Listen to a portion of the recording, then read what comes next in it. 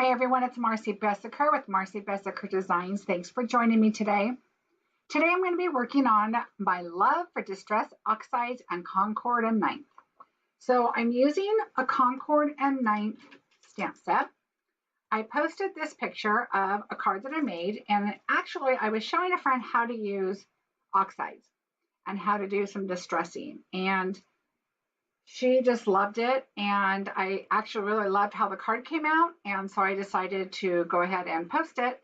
And I was asked by several people to do a video, so here it is. Normally I have you see me and I talk a little bit before I start the project, but for whatever reason, the camera that is on my laptop is super fuzzy and I don't want you to get sick, so we're just going to go ahead and start with the project. So this is the card. The stamp set I used is Hello Lovely, and I'm going to have everything linked in the description so you can find it, or you can go to my website and the links are there also. One thing I did not do is I put ripe persimmon, and it was actually abandoned coral, so I'm going to go change that. This is a great stamp set. I really love it because it's one big huge image for a card just like this, or you have these images here that you can color your flower with, but they're kind of a distressed look too, so it's not like perfect and like if you were to color the whole thing in. I love the distressed kind of look, so this would be really fun to do with the same stamp using inks versus doing a distressed blending tool look. So I think I might do that next, and then I'll go ahead and post it also with this on my website so you can see the difference. And my website, it's at the beginning, it's marcybessaker.com. So please go over, subscribe, and I would really appreciate that. So let's get started with this. There's a couple things I want to show you. Number one, these grid sheets are huge, helpful, wonderful. You'll see when I'm coloring, it goes all over. And I can daub off with colors if I want. They're just really, really handy to have. They've got measurements. Sometimes I'll like line this up if I'm putting something horizontal, and then I'll line it up, and then I'll just go, oh, okay, well, from here and here, I want to line it up right there. So it's, anyway, you know how that goes. It's super simple, great things to have. Another thing is this stamp is really big. So I have this large block, and this is a large, the block is J, and these are a Fun Stamper's Journey, and they have the grids, and you always want the grids on the other side so you can see through them to use them, but your inking side, you're not inking up with the grid. So you can see, let me see if I can grab black here so you can see a little better. So there's the grids here you can see. They're really nice blocks. And they're nice and curved on the edges, so your fingers they're not sharp edges. So that's something to think about. But what I like to do when I'm doing large images is I use alcohol ink, so that's why there's alcohol coloring. This is a very clean stamp, so just so you know. So what I did is I always put this down. I pre-stamped it and heat embossed it because I'm sure you know how to do that, so I didn't want to bore you. So there's the image. I always like to lay my card down, rub my card. Sometimes depends if the stamp is bigger than my card, I lay a piece over. I even take this, my grid, and I lay it over and then rub it down so you don't get all over your hands. But I've already redid this one, so we can set that aside. I just kind of wanted to show you the larger block, and instead of taking the block to paper, on the larger ones, I like to do the paper to the block. Okay, and my camera's been focusing in and out. I apologize. I've contacted the company. I'm waiting for a call, but I'm assuming since it's New Year's Eve, they went home. So here we go. The other thing I like to do is I take my 8.5 by 11 cardstock and I cut it in quarters. So I have 4.25 by 8, or 4.25 by 5.5. I like this because you can see I stamped very close to the edge here. Now I know I'm going to trim here. I'm a little closer here, so I'm going to trim over here. Also, I'm handling the outsides. So that gives me an opportunity to cut off any, just in case I have lotion or something on my hand, I can cut that off. So there you go. The other thing I wanted to show you is I worked on my organization, and I posted a little bit about this. This is what I did with my foam squares for my blending tools. It's super helpful. So what I did is I bought this container from Michael's, and it's all linked on my website. And what I did is I did all of my colors are in, you can see all of the little pads are in here. So what I'm going to do is my abandoned corals, the only one I didn't get out because I had the wrong one out and realized it. And then you just do that. Now, when you take them back off, I always put them face down so that I can do this, pull them out, and have clean hands while I'm doing my project.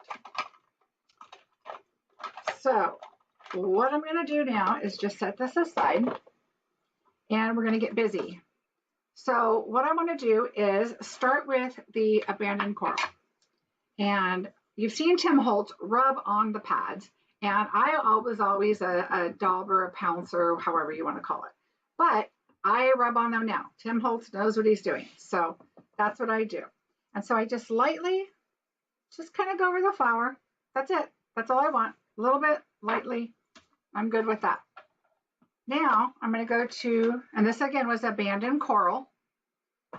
And these labels, I also commented on rangerink.com. They have amazing organization for all your labels for everything. So go on there and download your labels, print them, and you can get organized. Easy peasy. Okay, so my fossilized amber, and I'm kind of dabbing off because I don't need it super strong or hard on there. So I'm just kind of getting some.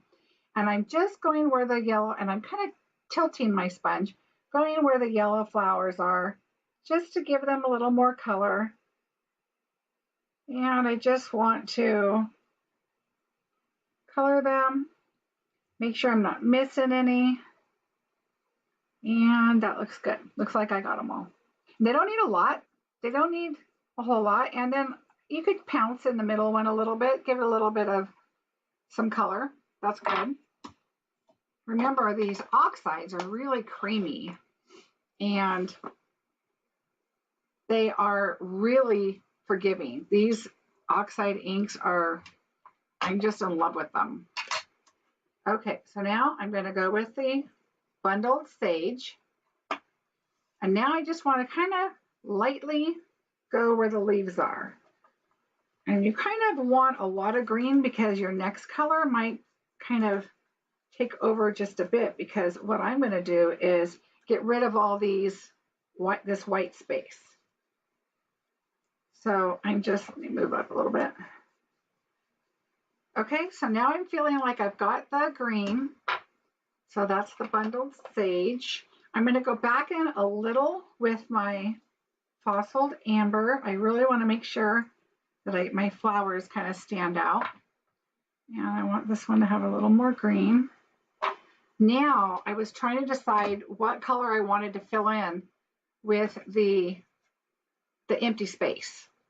And so I thought, I'm going to try a blue, but I wanted like a subtle blue because these are all kind of subtle colors. I didn't want anything vibrant like peacock feathers or anything like that. So I thought I'd try the weathered wood. So I'm going to pick that up. And now this is my framing. This is framing my picture. So I want to go heavy-handed on this. I want this to be dark. And so I'm just kind of coming in first just to fill in the spaces and then kind of going back around and doing some blending. So you just want to cover all the white. You want to overlap the green, which is why you wanted to kind of put a lot of green. You want to make sure your green stays there. So now my blue looks good. I want to put a little more down here and on the side here. So my blue looks good, but I've kind of lost my green a little bit. And you can see where the marks are, kind of where the blue's at. So I'm going to go back in with the green and just kind of do a little bit of a blending so you can get a little bit of your green back. Okay, so you can tell I did a little darker on this one. I'm going to cut off some of the edges. That'll soften it up too. But you can also tell on my stamping, this one I stamped a little inkier, I guess you can say. It was a little wetter. This one I didn't press as hard in the middle, which is kind of why I added the pearls, because I didn't have that big image there. So before I go on with this, what I normally like to do is take a dry baby cloth, baby wipe or whatever, but this is a coffee filter that I did the embossing with, and you just kind of want to go over so your white really pops. You want your white to really pop, and because you're taking off all the oxides that were just kind of sitting on top of the powder there. So now I'm noticing, like I said, your stamp image is here and over here a little bit, and I need to cut this down. Like I said, I always like to start with a larger image, and so I'm going to cut this down to 5 by 3 3/4, because I have the image. Oh, here we go. I have my paper here. And you can see that I should have trimmed a little here and a little there, but I'm okay with this because I'm probably going to turn this card probably this way and put the sentiment here this time. I like to change it up and do something a little bit different. But before I add those, I took black licorice. I need to shake it up and get all the good stuff that's at the bottom, the metallic. While I'm doing that, I want to show you the sentiment that I used here is from the Thinlits from Tim Holtz from Sizzix called Celebrate. And when I was posting this, I was looking up a link, and these are now retired. But he's got a lot of other ones with words that I'll be using in the future. But that's a great set to have. Okay, so now what I did is you just with the silk, this is black licorice silk, I wanted to tie in the sentiment and the background. So I just added a little bit. You can kind of see it starting to turn metallic right here when it dries. So this will be drying. And I'm going to wipe this because it's a little bit wet. And see what I mean with the grids? Look at all this ink that I've been doing. I'm going to go back in with a little bit around the outside of the blue because I cut a lot of that off. Okay. Now I'm going to glue this.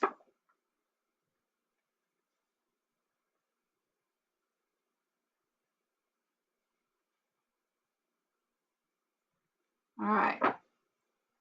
This is really it. A simple card. You just got to find those colors that you like that match.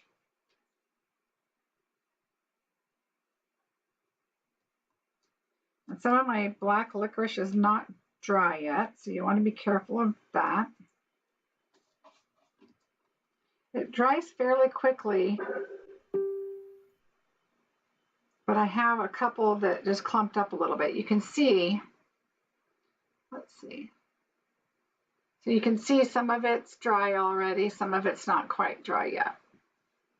All right, so what I'm going to do is put this on the card.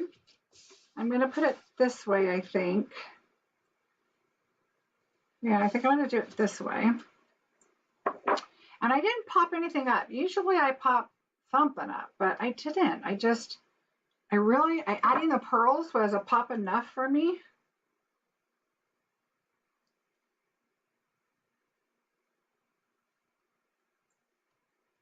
You could even go in with a black Oxide and do the edges of your picture and kind of really make it look kind of dark. Now what I did is we have these really awesome pearls. And these pearls are called meadow pearls and cottage pearls. And I used the meadow pearls. And I went with the peach color. It's called Peaches and Cream. So that's what I used. Another helpful hint is I hate opening these little containers, so I just move the insides to one side. and I just cut the edges. And that way I can just slide out what I need.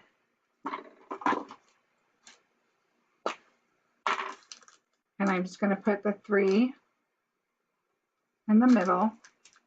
This one I probably didn't really need to because I do see the stamped image there really well, but I actually really like that. I think it just adds that little extra.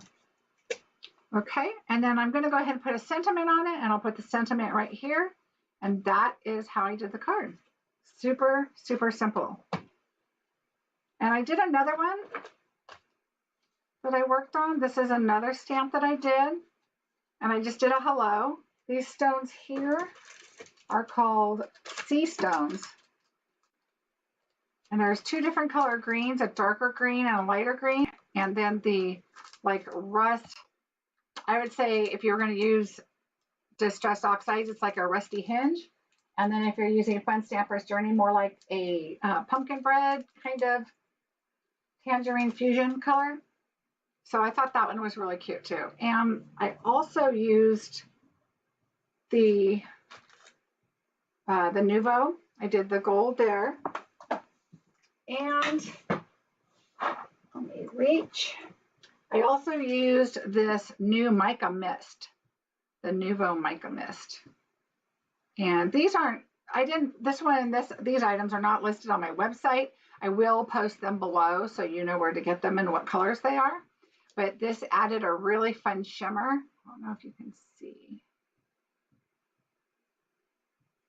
I don't know if you can see the shimmer on there, but it's just a very light mist. It's very pretty. So that was just another fun card I wanted to do. So I hope this helped you understand what I did. It was super simple. Just kind of work your colors how you want them and just kind of start in the middle and kind of work your way out. I like to start with the lighter colors and then come in with the darker, and then you can always come back in. It really doesn't hurt. I mean, I use this yellow over, other colors kind of in between the green, the bundled sage and the abandoned coral, and it's still fossilized amber. And you can rub them off like that and you can tell it's still fossilized amber. So he says they don't cross-contaminate, and they really don't. They're so nice to work with. So there you go. I hope you enjoyed it. I'm sorry for the fuzziness on the camera. I'm trying to get them to work on it. I don't know why it does that. It drives me crazy. But anyway, thank you so much. Here is the stamp set again. Please, if you have any questions, leave comments. I'd love for you to subscribe and like the video.